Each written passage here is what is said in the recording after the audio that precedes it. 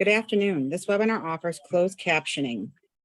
To enable closed captioning, click on the live transcript button on the bottom of your screen and choose your preferred method. Welcome to the City of Chicago Department of Business Affairs and Consumer Protection webinar. Please note any website or email that I mention will be posted in the chat box. For those seeking business licensing assistance, you can visit the Small Business Center at City Hall or call 312-74-GO-BIZ. Also, business licenses can be applied for or renewed online at chicagobusinessdirect.org. If you are part of the BACP Entrepreneur Certificate Program, you can get credit for joining this webinar by sending an email to bacpoutreach@cityofchicago.org. If you want to learn about the program, please visit chicago.gov/businesseducation. Also, this webinar is being recorded and will be available at youtube.com/ChicagoBACP. I will post the mentioned information in the chat box. We encourage attendees to ask questions. Please use the chat box to send your questions. There will be a Q&A session at the end of the presentation. Please note that the views, information, and opinions expressed during this webinar are solely those of the presenter and do not necessarily represent the official policy or position of the Department of Business Affairs and Consumer Protection or the City of Chicago. Today's webinar will be Effective Marketing Strategies presented by SCORE Chicago. I'm going to turn the mic over to Toya Hemingway, Chapter Chair, SCORE Chicago. Hello, everyone. Thank you for joining us today. My name, again, is Toya Hemingway, and I am the Chapter Chair for SCORE Chicago. SCORE is the nation's largest network of volunteer expert business mentors and is dedicated to helping small businesses get off the ground, grow, and achieve their goals. Since 1964, SCORE provides free and confidential business mentoring to an ongoing basis to provide continued advice and support, and offers free online workshops and on topics ranging from startup strategies to marketing and finance. To schedule a free mentoring session, please visit chicagoscore.org and submit a mentoring request. We'd love to help you. Today's presenter is Fernando Nunes, and Fernando is the Vice Chair of Diversity and Inclusion for SCORE Chicago and operates a small business consulting firm in Chicago that was started during the COVID-19 pandemic. Throughout his entrepreneurial and professional careers, he has worked in the hospitality, construction, and design industries. Fernando has a strong passion for entrepreneurship, and he now mentors and teaches aspiring business owners to grow. Realizing that the lack of resources keeps most from starting a business, he teaches hands-on, cost-effective ways others can progressively build so that others can progressively build their own businesses. And with that, I'd like to turn it over to Fernando. Thank you. Alrighty. Thank you, Toya, for that. Appreciate it. Hello, everybody. Thank you very much for joining us today. And what we're going to be going over is a little bit of market strategy. And we're going to be approaching it a little bit different. What we're going to do, as you see, I'm going to share my screen right now so we can start to take a look at the slides. Let me see. All right. Okay, just put this away over here. All righty, so everyone can see the slides. All righty, so what we're going to be going over today is marketing strategy, how to develop a winning plan to educate your clients. Okay, so let's go a little bit more in detail about that. So what is it to actually have a marketing plan in place? So your business is up and running. Now that you're accepting new clients, have you actually thought about how you're going to educate them? We're going to jump into that in a little bit. You know about your business, but does your prospect? A well-outlined marketing plan and execution strategy will offer you the best chance of acquiring new clients, growing your brand, and developing loyalty. So throughout this presentation, we will be discussing how to engage with your clients, how to build trust, educate them about your products and services individually. Okay, so does your market know what your business is about? So let's rewind a little bit. So when it comes to your market strategy, if you're already in business or new to business, you should have or are working on a business plan. And a marketing strategy is one section within the business plan. All right, so what we're going to do is we're going to dissect a little bit about how I like to look at marketing and different ways you can work on these different sections. So you can either make your plan that you already have existing better and improve upon it, or if you don't have one, this will give you a little foundation of understanding of what a marketing plan is, okay, for your business. So as you're writing it out for your business, these are the three topics that I want you to keep in mind, right? While you're writing it down, while you're thinking through it. And so we're going to go through each one of these sections individually, how you can work on them, why they're important, and what you can do with them after you've built it. All right. So the first section that I like to go over when you're developing your marketing plan is your engagement. Okay. So this is one-on-one conversations with people that you meet either in your store, or if you have a store online, virtually. This can be done through video, social media, volunteering at places. And so you can engage with the local community there, and networking as well. So you meet other professionals that are within your industry. All right. So within your marketing plan too, I want you guys to have somewhere where you're going to purposely build trust. Okay. And how we're going to do that is going to come a little bit later. So what is it that's important to your clients? All right. Whether it comes to a product or it comes to a service, what's important to them about your product or service? How well is your follow through? Either before, prior to meeting your client, or after you sold them your product or service, how is your follow through after the sale? How consistent is your company? All right. And then what kind of social proof do you have out there in internet world? Okay. The last section is education, which I feel in a marketing plan is probably the most important part out of all of this. And we'll see here why shortly. So are they choosing the right products and services? Are they prepared for the product or service to be received pre-purchase? All right. And then post-purchase or service, are they being educated properly on how to use that product or how that service should have went? And then continued outreach after the product or service has been delivered. Are you following up with them, later on down the road, either just to see how they're doing with their product, or if you maintain connection with them and contact with them to hopefully sell your product or service again to them, or a different one. All right, so here's a business tip that I wanted to start off with to get people kind of thinking. So we fail to properly educate our clients on how to do business with us. All right, so what does this mean? So you should inform your clients of all your services offered after discovery questions, and ask for a referral or review at the end. So I like to put this in there because as I see other companies operating on a day-to-day, right, there's certain times where you're collecting data, you're collecting information from your prospects or your potential clients, or maybe, clients that just walked into your store, right? Automatically, you don't know what it is that they're looking for or want to purchase. So we have to do a fact finding. All right, we have to ask them questions. So then we can take that information that they then give us, and then we provide them with the right product or service. Okay, so this is on a smaller scale of what your market is, but it's a little tip to think about it, right? After you've collected the information from them, you can now provide them with informed decisions and options of services or products that you offer. Okay. Hopefully you've done a great job throughout the product or service process. And at the end, how you grow is word of mouth, is by your brand being expanded amongst the population, right? So you're always going to ask at the end of a sale or at the end of a service, would you mind providing me a review, letting me know how I did? And this can be on Facebook, Yelp, Google, or if you don't want to do a review, and it's a service-based business, for example, would you mind referring me to your friends or family? And a lot of us that sometimes we assume that that's going to be done if we provide a super fantastic service, but I've seen that the probability of that going up increases a lot when you actually ask for them to go online and actually click on the link and provide you a review, or you ask them to share with you a number of a friend or family that could also benefit from a product or service. That was just a quick tip to keep in mind as you're running your business and developing your plan and doing your day-to-day, to do these kinds of things often. Okay, so we'll move forward. So understanding your target market.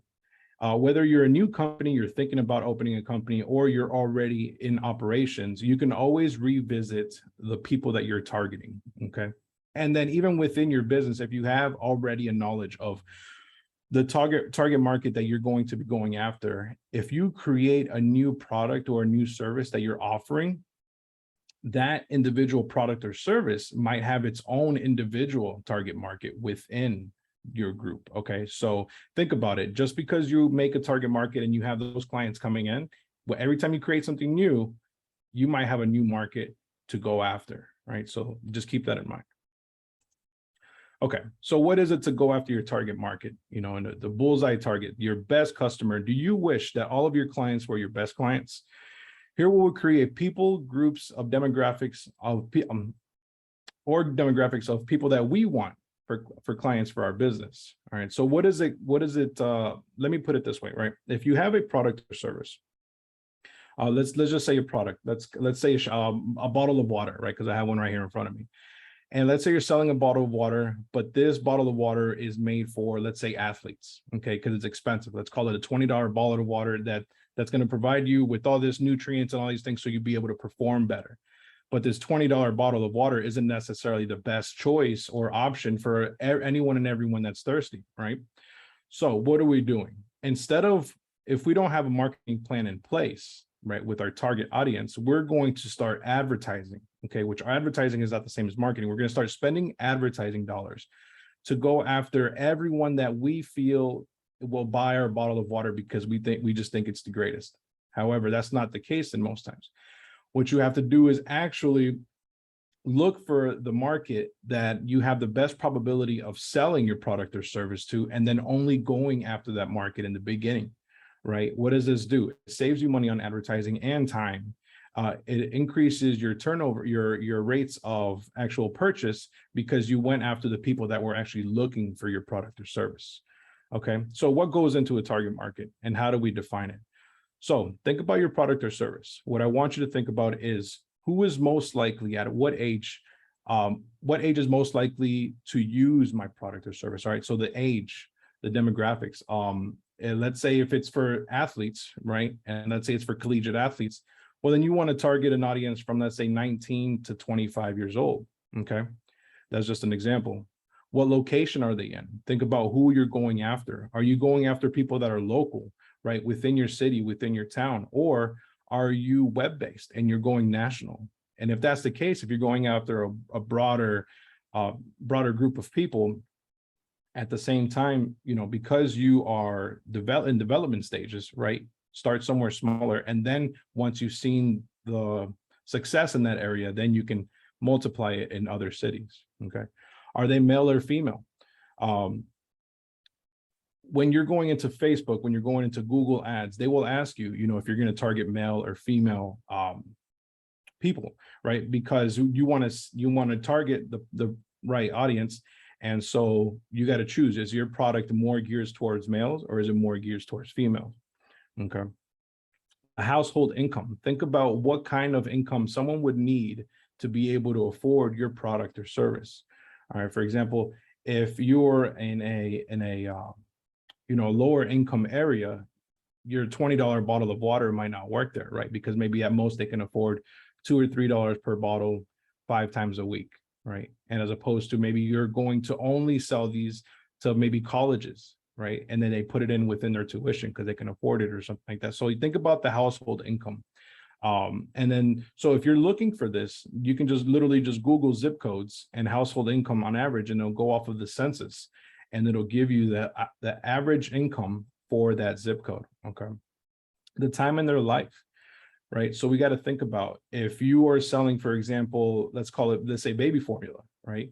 You're going to sell to parents that are in the time of their life where they just had a child. Okay. If you have a product that's baby formula, but you're targeting, you know, the right age, the right location, male and female, and they have the right income, but their child's 5 years old, you know, and doesn't need formula anymore, then you've targeted at the wrong time of their life, right? So that way you can spend your advertising dollars towards the right people. And do they have the needs, right? Does that particular group of people that you're targeting, do they have the needs for your product or service? So why these bullets, right? Why these points? Once you have these questions answered, right, you can take this target market. And if you want to start advertising either online or offline, now you have a better chance of selling your product or service to this group that is most likely in the time of their life ready to purchase with the right income, and they need your service, they need your product, right? So this is probably the very first step of a marketing plan, would be to create your ideal candidate, your best bullseye target of person to sell your product or service to. Okay, so the product and service itself. Are you offering a brand new product or service? If so, how is it different? If not, what are you going to do to make it different? All right, so most products and services in today's day and age have already been invented, but here's some ways that you can be different. So in this section of your marketing plan, right, you're going to take your product or service and you're going to take a bottle of water. You're going to take a babysitting service. You're going to take a construction company, right? All those are already out there. There's already existing. Unless you're an inventor and inventing a brand new product, you know, you're most likely already doing or using something that has been created, right? But there's always new companies opening up that are offering similar services or products. What can you do different? Here's a couple of tips, right? Your availability. If you have a shop and in the industry average, let's say they just open 9 to 5, let's say you're a bank, right? And you open, let's call it in the old days, Monday through Friday, 9 to 5, those were bank hours, and you wanted to open up your own bank, right? What's going to set you different? Your availability. Maybe you have earlier hours or later hours, extra days, you're open on holidays, right? These are the kind of things that you have to search around your market, where you're going to be, and do the research and see what other people are doing, what other companies are doing, and what you can do just a little bit different, right? And availability is one of them. Raising the difficulty level. Maybe the expertise of the products or services that are being offered in your general area, maybe the people that are providing those services only have a cap of how much knowledge or expertise they have to provide that service. So can you go out, if you have that same level of knowledge, can you go out and educate yourself more to get to the next tier? Is there something more advanced within your industry that you can do that separates you from everyone else? Client satisfaction. This one's my favorite one, I feel, because it's so easy to do. My wife and I, we have a grooming shop over here in Lisle, and we're always looking on Google to just see how the industry is doing around us, right? Is it a slow time? Is everyone doing bad? Is everyone doing good? But then I always look and see, how is our service? What are our customers saying about us as opposed to what other customers are saying about other people's? And so I look at complaints, not to look at the negativity, but within complaints, that's opportunity for the industry to do better, right? If you're researching your competitor and they have continuous complaints about the same thing, well, then now you know that as a business for yourself, you can offer that similar product at a much better, satisfaction rate, or doing the things different that other companies won't change, because they don't want to, maybe. All right. Where your location is, right? If you're in the research part, okay, of researching your market and you're making your strategy, where are you located? Are you first or second floor? Are you on a busy highway? Are you in a high rise? And this is important to think about depending on the type of product or service that you're offering, right? Do you need a storefront for maximum traffic, or do you just need a quiet office space if you're a consultant and you just need a room? Okay. Another way you can do better is by having limited clients. So if you are already well experienced within your industry, you can have higher prices and less clients, right? And so that goes to, again, that ties in together with raising the level of difficulty and your availability. So what does that do, right? It allows you as the business owner to have higher income, right? Better margins, and you have, I feel, less frustration because you're dealing with less clients, right? But you're able to provide those limited exclusive clients with better services, better products, because there's fewer of them. And these are the people that are willing to pay the additional dollars for your product or service. Okay, so an expansion to current products or services. So what you can do as well is, if there's tons of people in your industry already doing what you're doing, and there's a lot of competition in the area, what can you grow? What can you make different? What can you add to that's just a little bit different, right, than whatever everyone else is doing? So again, as you're looking at this section for the products or services, how can you, when you're writing down your marketing plan, how can you differentiate yourself? more availability or exclusive availability, educating yourself further, or if you already have a higher education than what you see other people offering, so raising the level of difficulty, improving on client satisfaction, taking complaints or the negative parts of your industry and improving upon them, through your own business. Location, is your location easy to get to, right? Is it easy to operate? Can people find it, easily? Limited clients, if you wanted to have kind of less stress, higher rates, higher prices, less clients, I feel you have more time to make improvements, right? To run your business well. And then lastly is you can expand on your current products or service.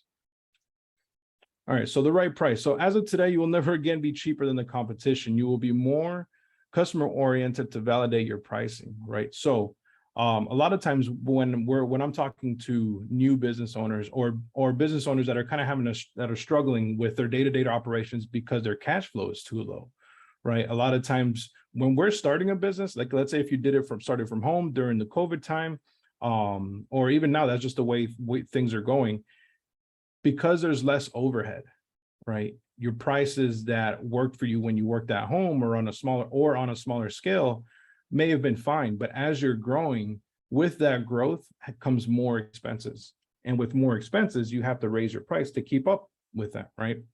So there's a certain way that I teach everybody to make sure that they're charging the right price for a service-based business. If you're creating a product, to create that price, it would be different depending on the product, the industry you're in.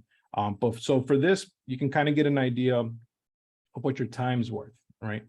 So people don't just shop on price, they shop on how your business makes them feel, before and after sales service, exclusive perks, availability and products, ease of operation, technology integration. And to do all this, you need to know your hourly rate, right? So in most cases, let's say if you were working from home and you move out and you have a shop now, you have a location, right? Now you have rent, utilities, you're probably going to hire employees if you're going to a bigger space. So all this creates more overhead for you, but at the same time, that money that you're investing into your business is going to create an output. And what is this output? It's going to create more products, more availabilities to your clients so they can come to you and use your services. If you have limited times, or like, let's say appointment based, right? You can offer more time per customer, right? So they can feel like you are really paying attention to them while you're working with them, right? So for these things, for these exclusivities, right? People will pay more, right? So think about that as you're writing your marketing plan and creating your pricing for your products, or creating your pricing for your strategies, for your services. So we're going to go into how you can actually get your hourly rate. Let me see, I think it's the next slide. All right, so your hourly rate. So let's say that you are in a shop, right? And you're writing your marketing plan and you're going to start targeting your market audience, but you need to know exactly how much to charge for your service, how much to charge for your product. So this hourly rate is based off of if you had a shop, if you had a location, or even if you're at home, but you still have monthly expenses. And you're either an individual or a very small company, because you're also putting your personal monthly expenses in this. If you're a larger company, it's the same thing. You'll just have higher numbers. So let's go look at it this way. So what you're going to do to get your hourly rate for your location to make sure you're making enough to cover your own expenses and your business expenses is the following. What you're going to do is you're going to take your personal expenses, for example, $4,000 a month. Your business expenses, $6,000 a month. You're going to combine those two for a total of $10,000. All right. Now, let's say on average, everyone works, let's say call it right now, 40 hours a week. Okay. So, or let's say your shop is open or your store is open 40 hours a week. Right. And so 40 hours times 4 weeks is 160 hours. So what do? We take the $10,000 in monthly expenses. And this includes anything from rent, our cell phone bills, gas, food, anything that costs us anything, right? Our personal expense and our business expense. We're going to combine them. $10,000 a month divided by 160 working hours, right? So your shop should be making, if these were your numbers, your shop should be making $62.50 an hour right? To just maintain you guys open and pay your bills. And then within that monthly expenses, you can also have the expenses of your labor for someone else, your material costs, everything, right? Very simple way to just see, okay, now you can take this number, the $62.50 an hour. And if you were providing, let's say you're a mechanic, if you charge $65 an hour and your shop is open 160 hours a week and you get paid for all those 160 hours, then for that month, that mechanic shop would have met its requirements to pay its own bills and the business's bills. And then now you have a goal to surpass. So now your business can actually make some money. And this is how you get to it, right? So this is a very simple way on how you can calculate your hourly rate. So you can know what your goal is, right? So you can know how much you need to sell every day and everything. Okay, so we'll move forward. Actually, I'll stop right here because this is a good section. If any, Geraldine, if anyone has any questions. Sure, let me take a look. When creating a handmade product, let's say a scarf, how do you include the labor costs in the calculation of direct cost? Right. So you can do it the same way. You can do it the overall way. So this was for a scarf. And let's say I used to make leashes, right? So sometimes a leash would make, like for dogs, it would take me 1 hour, right? And so then at that point, what you have to do is see how many you're making a week or a month, and then how much income you're getting from those particular scarves for that month, and then how much time you're getting in putting into it, right? So if the time, if the money that you made that month, let's say let's just keep it easy, $100, right? Let's say for $100 that you made that month, you worked 10 hours, right? You divide the $100 divided by 10, the 10 hours, you're making $10 on an average on hour per scarf. If that is your goal, right? If that covers your expenses, and that's how you get that. If not, then you either have to raise the price. And if the price starts going, like, let's say it's $100 for a scarf where people were only paying 10 before, and they're not going to pay the 100. Well, then what has to happen is your output, the amount that you make during that hour, has to increase. So it's the same way, right? You can take your expenses divided by the hours worked, and that's how much you're making an hour. If it works for you, then that's your goal. If it doesn't work, you either have to make more within the hour, which might include buying machinery, right, to increase the output, or raising the prices, right? So that's how you get that. I'll take one more really quick. Okay, let's see. The only other question we have right now is a score question. How do we obtain business mentor to bounce ideas off of? Toma, Okay. maybe you could just reply to that in the chat. Yeah, that is just, it's chicago.score.org. And I have the link at the end as well. Perfect. All right. That's all we have so far. All right, thank you. Okay, so let's see. So promotions, there's always a lot of excitement, engagement, and buzz when a business first opens, right? So the new feeling tends to fall off after about 90 days. What will you do to keep new clients coming back? All right, so, and I learned this when it came to restaurants, right? So this applies more to the restaurant industry. The first 90 days when a restaurant opens, or even when another shop opens and it's something new in your area, right, in your market, your business, because it's new and it hasn't been there before, people are engaged, people are curious, they want to go and see what's going on, right? So you're going to get a lot of business in the first 90 days. But during that 90 days, you have a lot of work to do, okay? Because these are your initial clients that tried you out, and you're going to have them help you to promote your business after those 90 days and for the longevity of your life. So what are we going to do? And here's what I see gets missed a lot when someone first opens. When you have people coming in, and put this in your marketing plan, there has to be a way for you to collect either emails, phone numbers, get people to sign up for their own email list, add them on social media. These first 90 days are people that were engaged, that wanted to come and see you.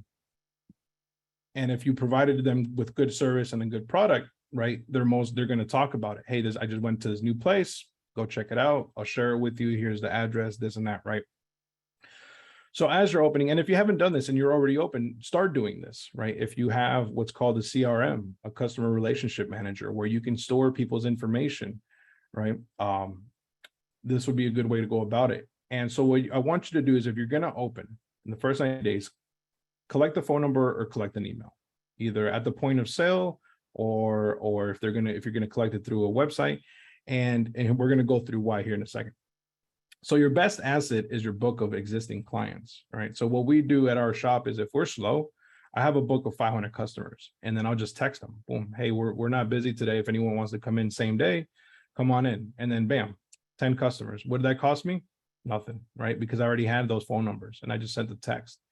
Okay. So there's so much technology out there right now that you can use to automate your business, right? To automate your services. So take a look at those. If you guys have questions and want to integrate those into your business, that's where we can work further with SCORE and all that. So what you're going to do is you're going to take your existing book of clients and you're going to retarget them. How are you going to retarget them? You're going to either use email marketing or text message marketing, or you're going to use social media. You're going to ask for referral requests. You're going to provide monthly specials, local events, mutual partnerships. So in the beginning, right, no one knows you yet in the area. So what you're going to do is you're going to retarget, you're going to email market, and you're going to text message, right? Those are the first three.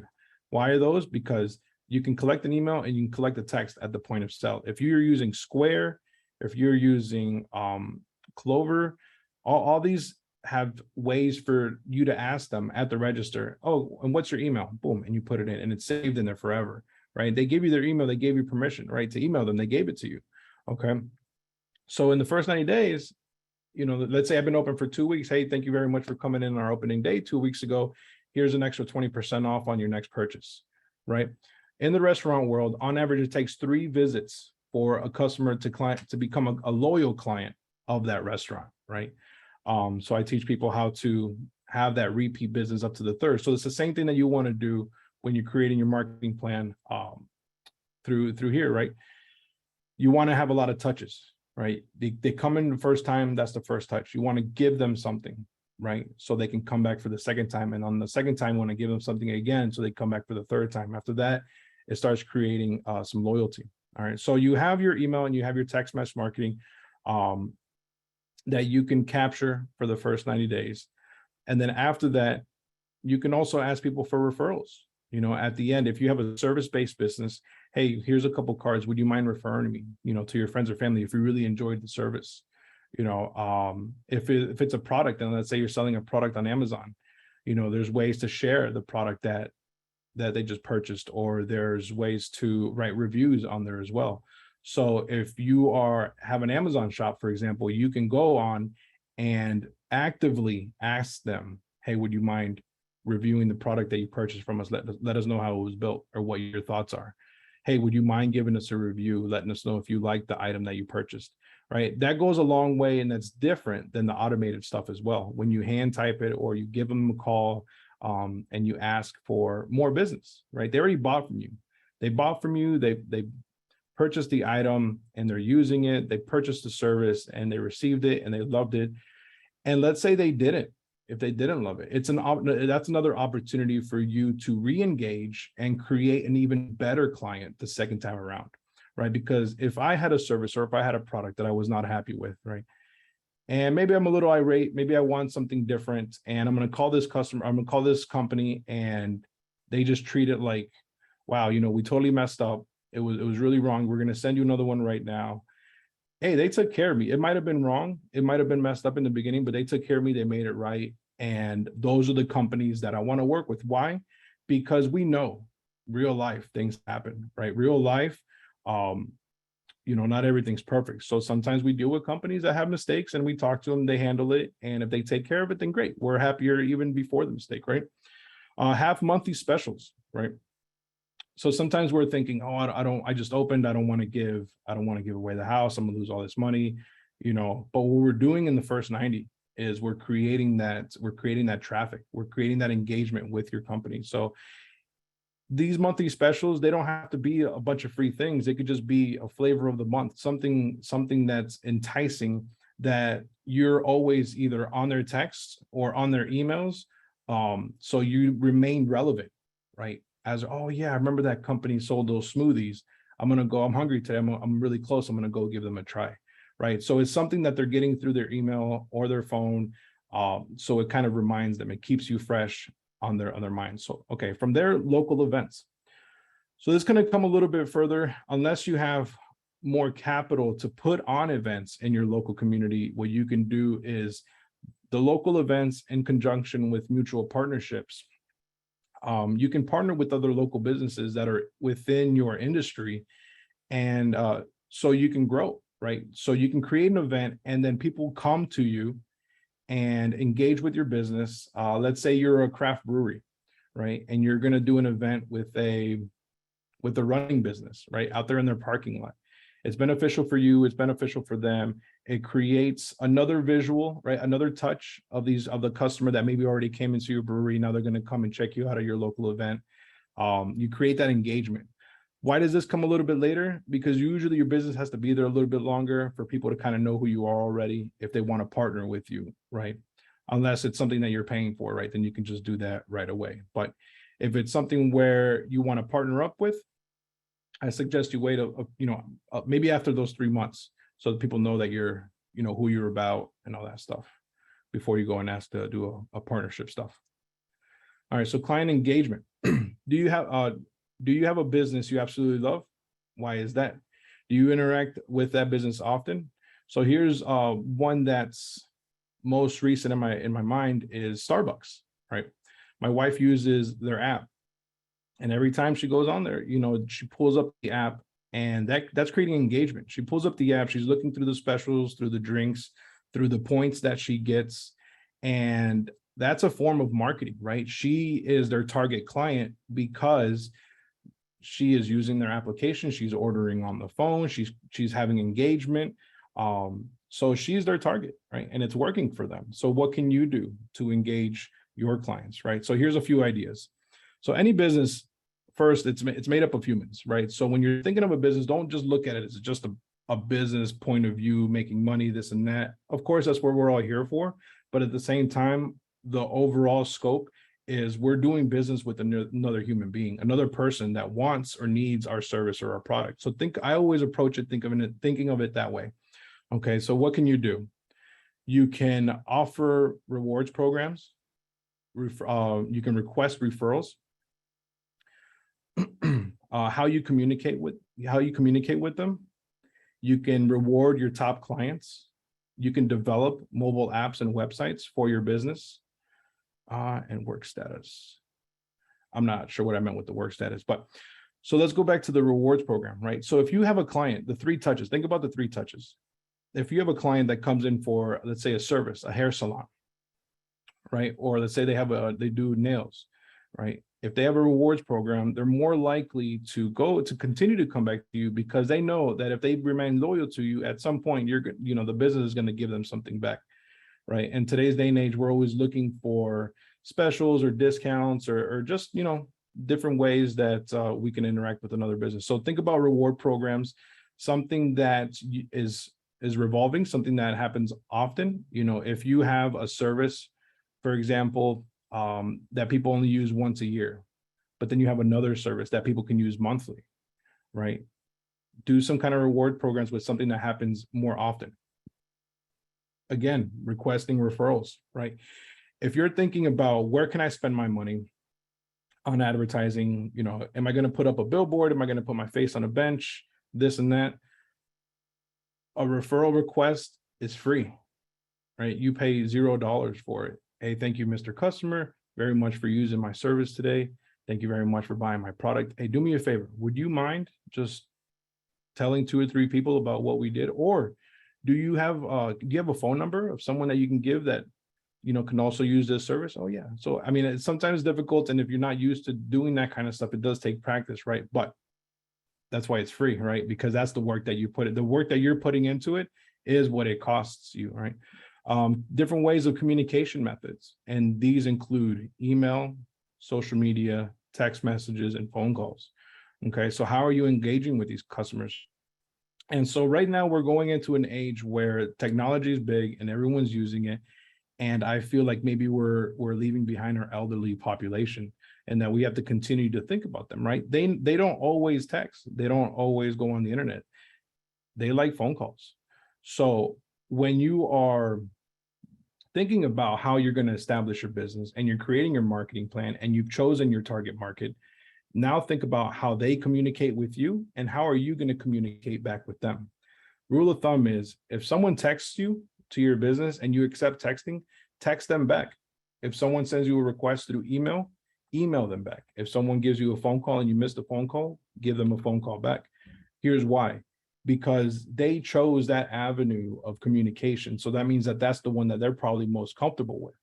So some people, maybe they have some anxiety and they don't want to speak on the phone, and that's why they do better with text.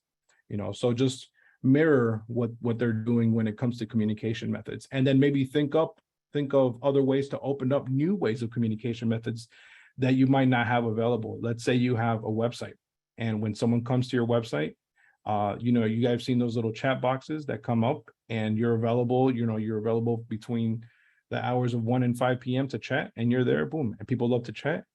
And that's another way of communication method. So that creates the loyalty for your company. It's another touch, and it's more engagement. Top clients, right? Here's another way to just reward your top clients. If you can afford, or if it's built into your model to where you can provide additional incentives or maybe some type of membership package to reward your top clients that pay the most for your services or your products, right? Give them something back. It's and sometimes we think that we have to receive something from the client to give.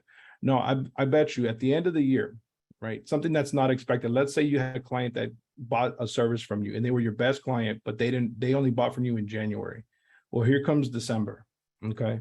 Here comes Christmas time. And you send them a card and $25 gift card for no reason, right? Just because they bought from you way at the beginning of the year, right? But they were your best client. Thank you very much. It's another touch. And since they were your best, right, they paid the most for your product, they obviously love something about you, right, or your business. So think about ways of creating engagement and connecting with your top clients. Big deal right now. And if you don't have one, really look into getting one, is a website or a mobile app. The mobile apps are a little bit more advanced, depending on what you're doing. But at very minimum, there's tons of ways for you to either pay someone to make a website for you, or there's a lot of platforms for you to build your own website for your business. Very important, highly recommended that you start a website if you don't already have one for your business. A couple of them, Geraldine, if you could put it in the chat, it would be squareup.com, godaddy.com, and wix.com. So those three are low cost, drag and drop type websites that you can build on your own if you don't have one already. Okay. There's also at the end, we'll talk a little bit about if someone has questions to doing websites. We did another webinar that teaches you how you can build your own website for under 2 hours for under $20 a month. All right. So if anyone has questions, we'll talk about that later. Okay. So in the next section of building your marketing plan, right, we got to do a little bit of research. We got to research on who's around us, who are we going up against, and not for the things that you guys might think. So we're going to talk about that right now. What do I actually pay attention to when I'm researching the market around me? Okay, so you research your competition, but don't become your competition. All right, and here's what I mean by that. You're opening your business, or you're already open for a reason, right? Because you said, and you told yourself, and you told the world that I have a product and I have a service that I want to sell and I want to provide to the world, and I can do it better than anyone else, right? In the beginning, I hope you started off that way, right? With all that charisma and ambition, and you wanted to move forward. And so what do we do? So now we got to go and, excuse me. So now we have to go and we have to research the market. We got to see what everyone else is doing around, so we can not copy them, but just so we're aware.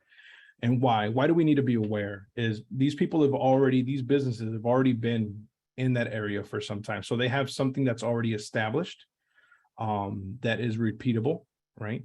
And you can see that maybe you're in an industry where there's 10 types of services, but in this particular zip code, the businesses in that zip code only offer 5 of those services, because maybe the other 5 aren't useful in that demographic, right? So I want you guys to research your competition just for information about the people around the area, but I don't want you to mimic. I don't want you to copy them.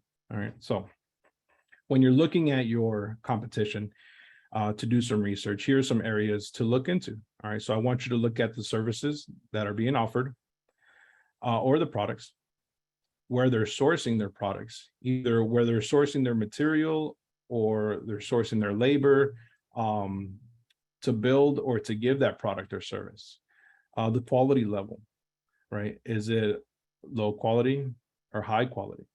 Right. Reason being is because then at that point, if you're going to, let's say you're premium and you're high quality stuff, and yours is $100 for your gadget, and client comes to you and says, oh, down the street, it's $50. Oh, okay, well, now you know why, right? And you can provide your client with your prospect with educated information as opposed to why this particular product that you sell in your shop is better, or what it can benefit them.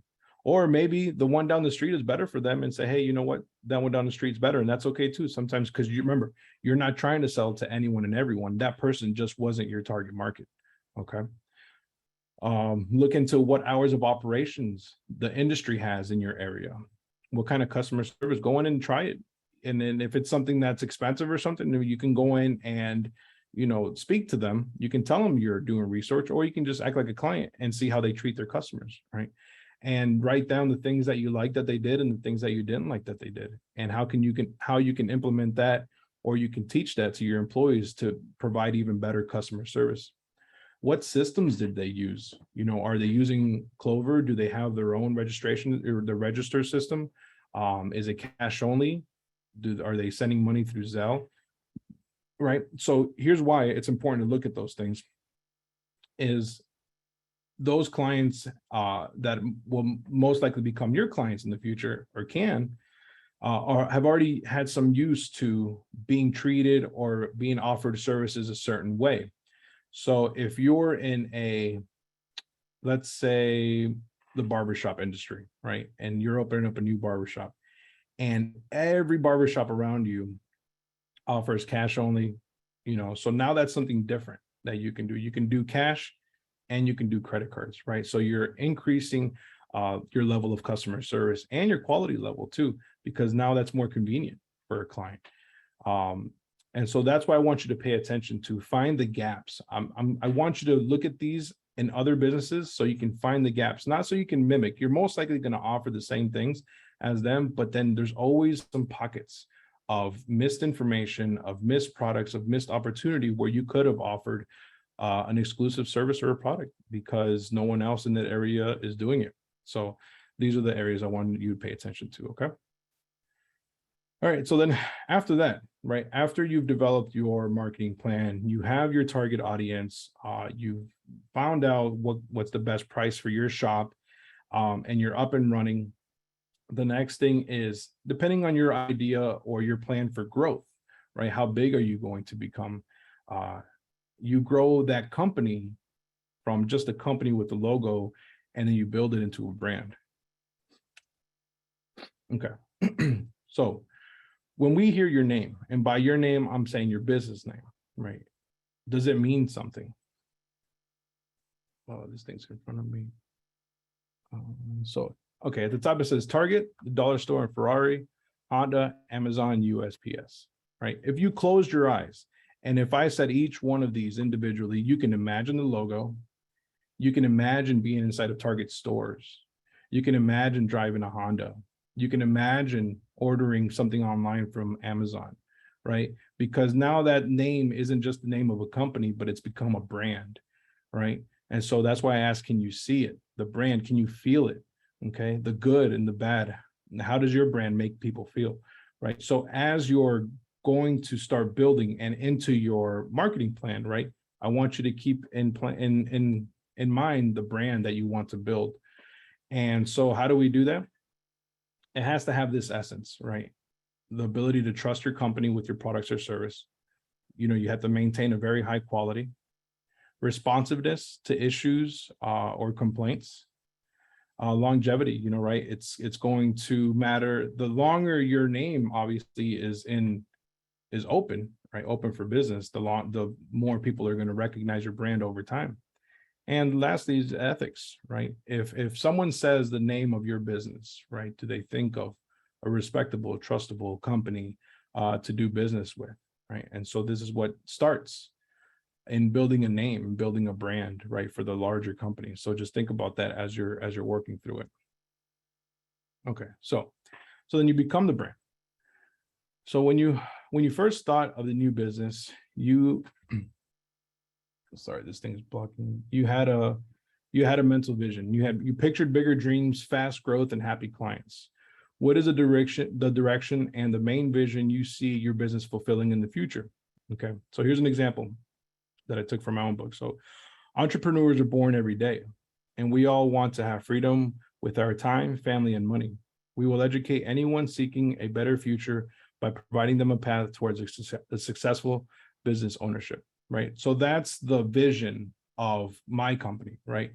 And so when I am providing a service to someone, right, and they close their eyes and I tell them, Foster Maven, right, the type of brand that we're trying to build is one of expansion, one of trust, one of growth, right? So that's how I kind of interpret, what becoming the brand is, or building your brand after you've developed your marketing plan and you're executing your day-to-day, right? Then you're working on your business's name every day. Every customer complaint that you're going to get, every return that you'll receive. Hopefully there's very few of them, if any, right?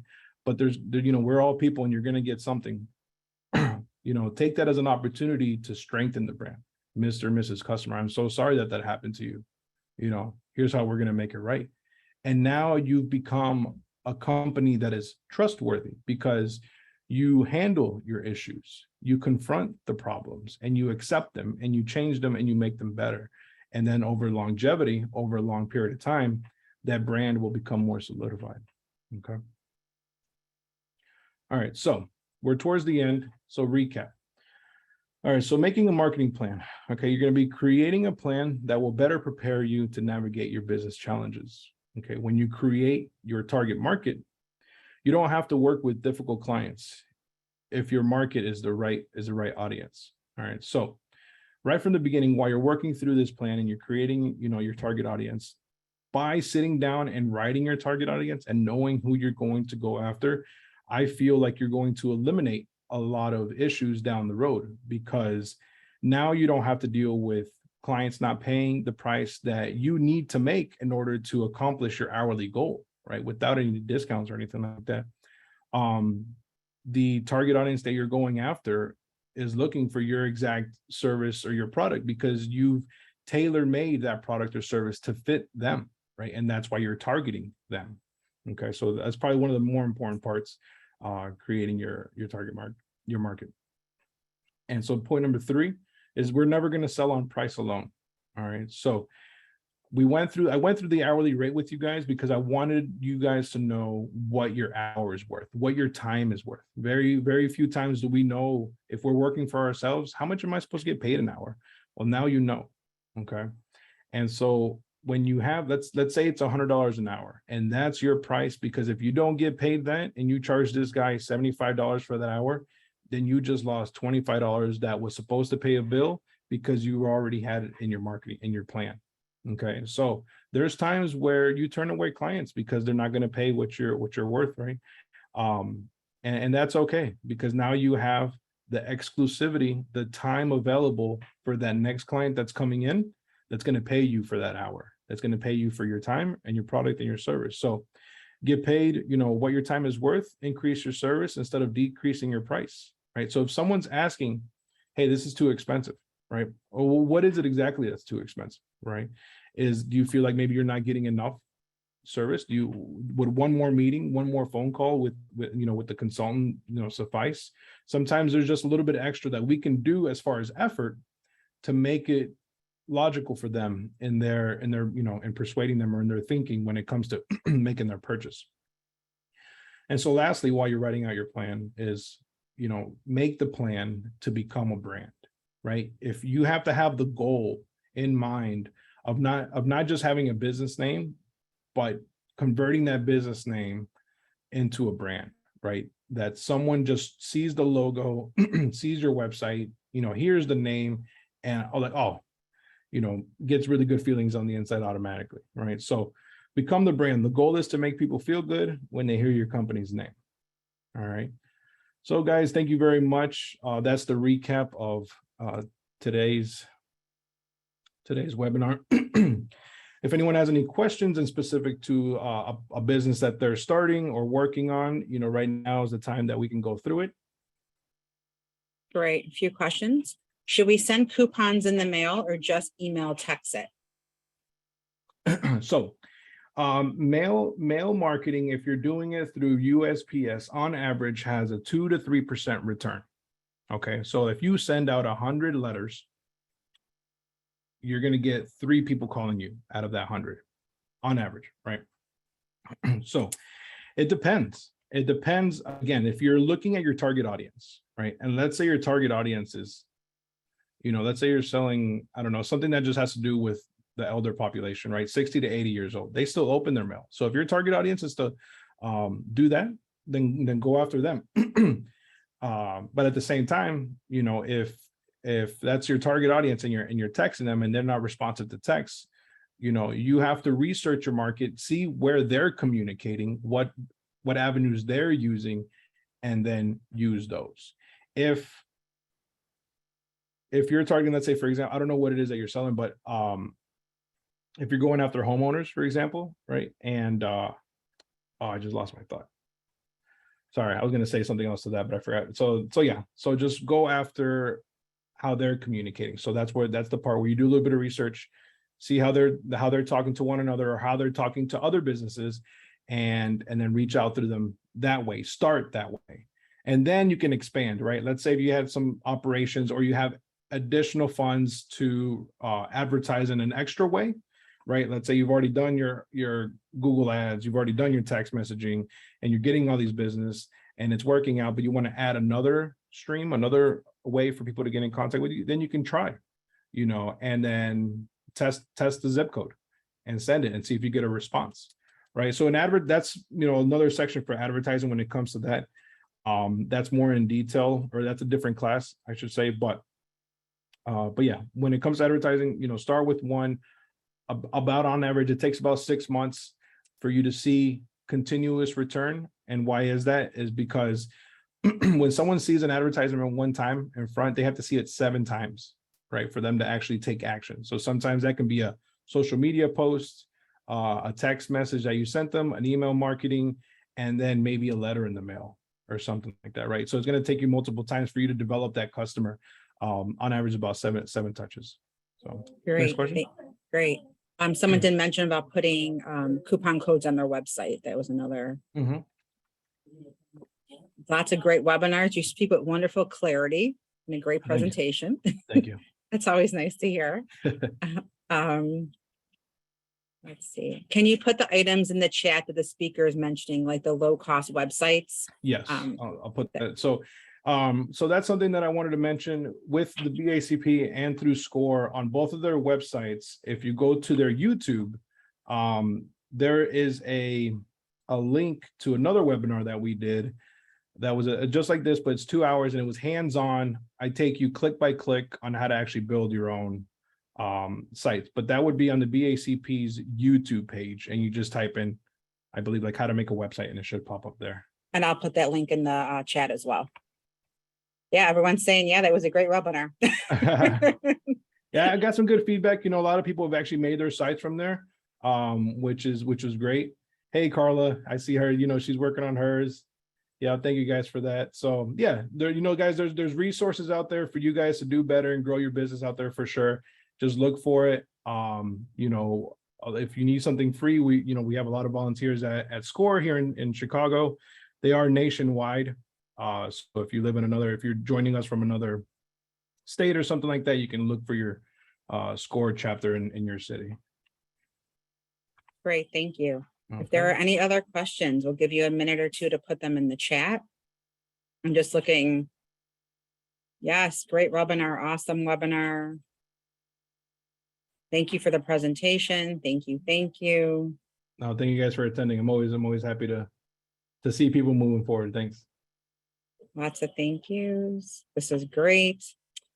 Fernando, I want mean, this is, I want some challenges. I want someone that has a struggle with their marketing plan or their advertising or something, you know. yeah, but instead you got, yes, I Nobody, got huh? my site published after sitting on it for years after that webinar. I mean, that's Nice. just as good. Nice. All right, good. Okay, here you go. A To attract, Okay. to attract potential customers, do you recommend using social media?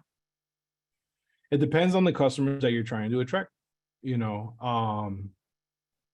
you guys are going to answer a lot of questions, right? You're going to answer a lot of questions once you figure out to yourselves, once you figure out who your target market is, who that, and just pick one person, right? If I'm that one guy, right? Let's say, I don't know who, yeah, but once you make your target market and you have how old they are, what area they live in, how much money they make, if they're male or female, right? Because some products don't apply to both sides. If you, once you have that done and you have that face of that person that you're going to sell to, bam, that now you know exactly how to talk to them, how to reach them, where they live online, if they're in Facebook groups, or if they're just using Instagram stories, if they're on Snapchat. And then you can just use those, if they live on Instagram all the time, your target audience, if they live there, then use, you know, Google or Instagram ads, right, to reach them. So that's before you start spending any money, right?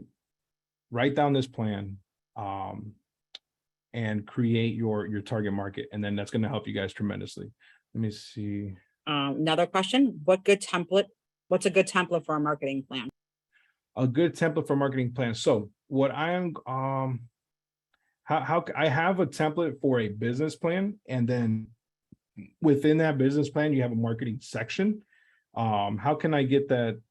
Can I send it to you and then you blast it out to everybody, or? I provide SCORE with the contacts, and you could do a follow-up email to everyone. Oh, okay. Alrighty. So what I'll do, yeah, is I have a template that we have through SCORE that was developed, and it's like 10 pages long. It's really in depth, right? You can have a 1-page business plan, or you can have a really in-depth one. The really in-depth ones are great because what are they? They have questions that a banker is going to ask you, that an investor is going to ask you, that you're going to ask yourself when your business is open, right? So I'm going to send that, guys. Once I get the list of all the names on here, I'll have them send everyone the template for sure, and you guys can start working on it. And if you have issues and you need help, then go to chicago.score.org, and then you can have another mentor. If it's not me, we have 100 of us here that can help you go through it as well. Great. Another question, for marketing a consultant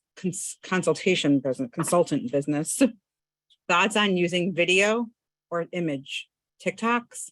I have a company, but have not been able to get exposure. The market feels very saturated. Okay. Marketing, I guess it depends on what kind of marketing you're doing, right? If you're doing like digital marketing, what was the question one more time?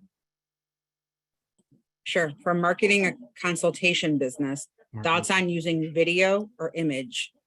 TikToks, question mark. I have a company, but have not been able to get exposure. The market feels very saturated. Okay. So marketing consultation. And yes, you know, there's a lot of, because why? Because there's individuals, right? You don't need a team, for example, to be a marketing consultant. But what you can do is, the way of the world now is through video, right? Even Instagram has gone away from just pictures and all to video, and the other platforms are doing as well. So what I would suggest in that point is, and this is in any industry, right? If you're a marketing consultant in any industry, if you have, you know, you have your industry, and within those industries, there's a lot of topics. So you can create short videos, and you find a pain point, right? Find somewhere that a business is or individuals are struggling with, and your company, for example, your marketing consulting company, can offer a solution. So then you make either a video of you just telling them how you're going to help them, or maybe an interview with the past clients, or something like that, right? So they can visually see, you know, how you're a little bit different. And then, yeah, you can post that, because if you just post a picture or something, like that's very easily gone through nowadays and skipped over. So Now, would I use TikTok? Again, I would put, once you've made those videos, you're going to spend time writing it down, shooting the video, and then editing it a little bit. And then here's my question to you. Why would you put it on TikTok? Is that where your clients live? Do they meet your demographics, right? Or do they live on LinkedIn, for example, right? So find where your customers are going to live that you're targeting, and then expose them to your videos or your advertising that way. Okay. Great. Next question. I have trouble in attracting people for Spanish courses, and my business is in River North area, Chicago. That was the question though? Like, are you asking? Yes. I guess they're saying, do you have any suggestions on how to attract people for Spanish courses? For Spanish courses. I mean, I have people that I talk to in Spanish, and I do the same exact thing that I do in English. It's all, I mean, I don't know. I think that question right there it's the same thing, right? It's the part of their demographic is their language barrier, right? Or not a barrier, but their language that they speak is Spanish. So where do those people live, right? And they live on Facebook too, right? Maybe they're just in a group that's in Spanish, so you join those groups. Or if you're going to networking events, but you've only been going to networking events in English, then you're not going to find a lot of Spanish speakers there, right? So you have to go where they are, right? And so if you're in the north, but your clients are, let's say, like in Little Village or where I'm at, then you have to market and advertise where the people are, that you're trying to attract. Or if you're trying to attract them online, you have to find where they live online. So it's the same process. If it's English or Spanish, you just have to add that part in, that my best client speaks Spanish, right? Or the people that I'm trying to teach or reach speak Spanish, right? So that's how you do that. Great. Next question. I provide hair care to residential agencies. What is the best way to market them? Provide health care, residential agencies. To market them? Frank, is there a way, let me see, can you mean to advertise to them? I'm not sure. Yes. Frank, do you want to, Frank is the person to put in the chat if you want to expand, that would be great. Okay. So how do you advertise to them? Yes. Okay. All right, let me go back to that question. We could go on to the next question while he explains. We are planning to open our business, a restaurant / bar. Where can I get help to do my marketing plan? Score Chicago, guys. I'm just going to answer that. Yeah. Yeah. So with restaurants, and then on there too, if you go to chicago.score.org and then you click on the mentors that are in the area, you can put in my name and request me individually. Usually right after these webinars, I get a lot of requests, so it'll be, pushed out as far as timeline goes. But yeah, when it comes to, if you want to ask a specific question about restaurants, I can answer that for you now. But as far as coming up with the plan, yeah, we can send that plan out to you, because there's a lot of planning that comes into restaurants. Okay, another question. Does your business plan have to be 30 sheets long? Could it be shorter? You can have a one-page business plan. You can have a 30-page business plan, right? So what I would recommend is, while you guys are waiting for the ones that we send you, you can just Google a one-page business plan, and that's going to get you started. That's going to ask you the big questions, right? What are you selling? How much are you selling it for? Where are you selling it, and to who, right? So that's what a business plan is it's all the questions that your business needs to answer in order for it to operate efficiently. All right. So if you don't have one, there's going to be a day where you're open for business and you run out of customers, and then you're sitting there and you're like, oh man, how do we reach them? How do we sell them? And then you're going to start making a plan after, which I feel at that point is too late, right? So that's why we're doing it now. Okay, great. Next question. Do you have any recommendations regarding replying to customer reviews? Is there any websites or tools? I know this plays a big role on customers buying from your business. Okay. So the one and the only one that I use is Google. Okay. Sometimes we use Facebook, but the one I like to focus on, and here's, I'm going to teach you guys how to do that. So right now, they moved Google reviews from business.google.com, and then now it's only on the Google Maps, right? So you have to download the Google Maps app, and then you find your business on there, right? Now to register, you still have to go online, and I think you take a video of your place where you're doing it, and then they put you up on Google Maps, right? Then from there, they give you a link that you can share with your customers, and they just click on that link. It takes them to your Google page. They leave you a fantastic 5-star review, and you get an email notification. So, I mean, unless you're getting hundreds of reviews a day, a tool, I wouldn't really pay for a tool, because you could just go on there, be sincere, and then respond and thank them for reviewing your business. But which website would it be? It would be the Google Maps application is what it's done on now. Okay. So how to reply? First, ask them for the review. I don't say, can you give us a review on Google? No, I tell them, would you mind letting us know how we did? Right? Like, let us know how we did. If we did 3 stars, and give us 3 stars. And then, because if I didn't do 5-star service, then I did something wrong. Write about it, and then I will respond to you sincerely, and then improve, take your business and improve upon it. So one thing I don't want you guys to do is never fight with the client online. If someone leaves you a really bad review, right? Hello, Mr. Customer. Thank you very much for this information. We will look into it, and we will work on making it better. And so that's it, right? You're done there in the public world.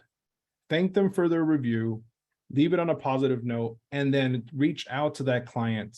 And then you can even write in there, we will be reaching out to you to make this better, or something like that, right? And then reach out to the client offline and say, hey, what happened? You know, how can we help you? This and that, right? Because what does that do? That shows your clients that are reading your reviews that, okay, fine, this business had made a mistake, but they apologized for it, or they said, okay, you know, that they were going to make it better. They didn't come off as agitated or angry against their clients. They were always respectful, right? So always uphold the brand, right? So when replying, if it's a bad review, accept it, even if you didn't do it, or maybe you did do it but make it better. I wouldn't use a tool, because you won't be getting that many reviews in a day. You can take a minute or two to respond to it. And that's it. That's it on reviews. Great, thank you.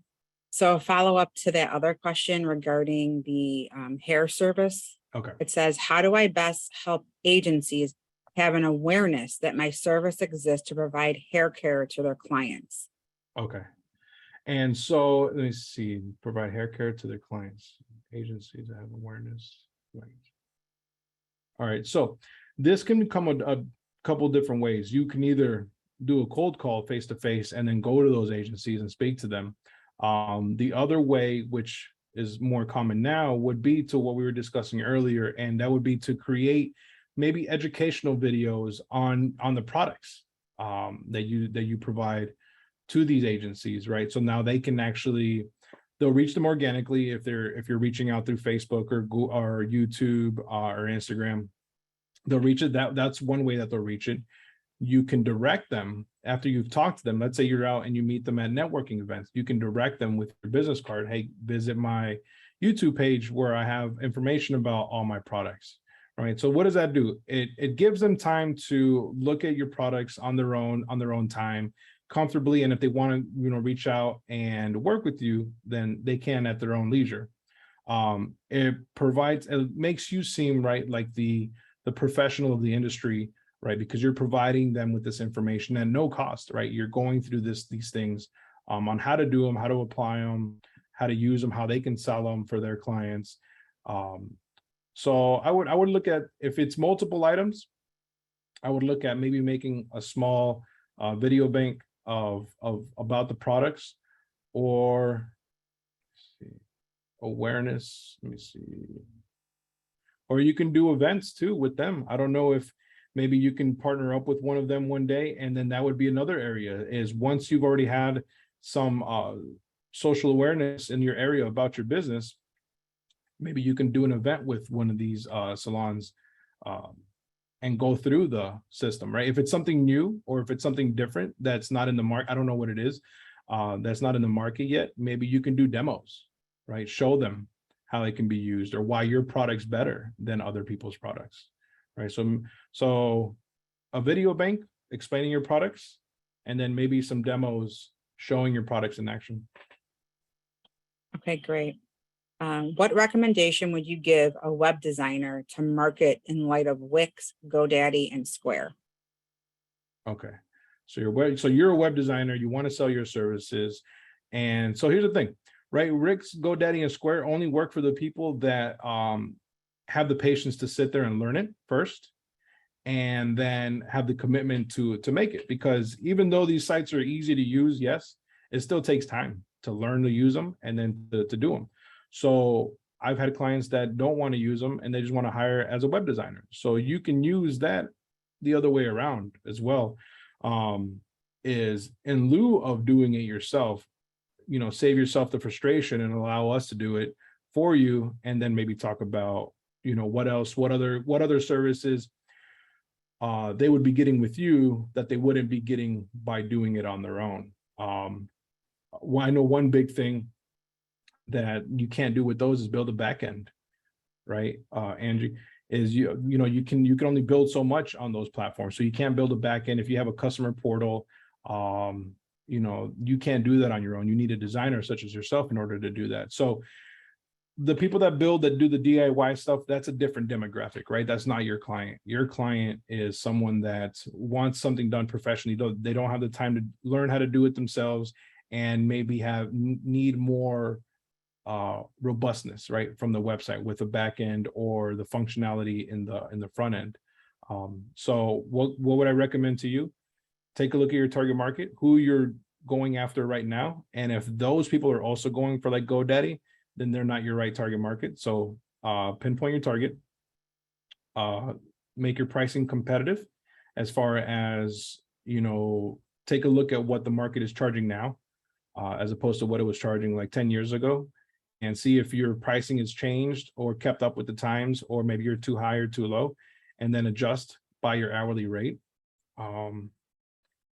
And go over the pros of something that's professionally built as opposed to something that's DIY. Great. Next question. I have a web development business. Any B2B platforms you suggest? B2B marketplace. My knowledge ends there. I don't know anything when it comes to more advanced stuff like that. I'm sorry. I would just reach out to some of your local neighborhood business development centers as well. They do networking hours, networking events. That would be a way to at least connect with other businesses as well. Right. And Mohammed too, you know what? There is a here, I'm gonna put my email here. I know of another, I forgot the name of their group and it's not coming up to me right now, but they deal with IT stuff, and I know they work a lot with websites and all that, and maybe that person knows. So here, you can email me here your question, and same thing for anyone that I didn't get to today.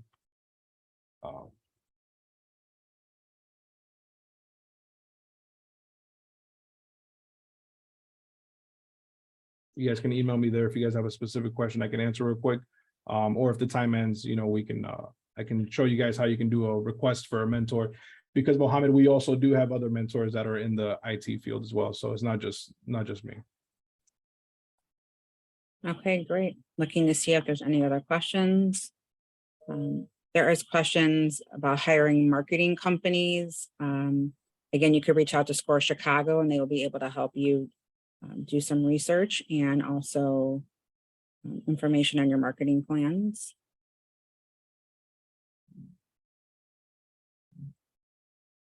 Thank you again. Lots of thank yous, Fernando.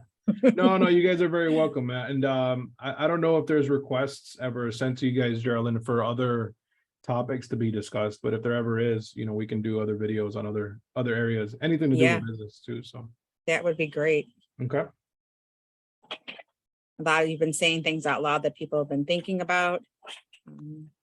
I think, hold on. Excellent. I'll give everyone another minute, and then we have Fernando's contact information and how to request a Score Chicago mentor.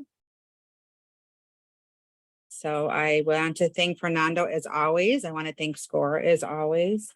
And thank you all for attending. This will be posted on the BACP YouTube page. It's been put in the chat, and I'll do that one last time. Again, everyone have a great night, and hope to see everyone at another webinar. All righty, guys. Thank you. Have a good night.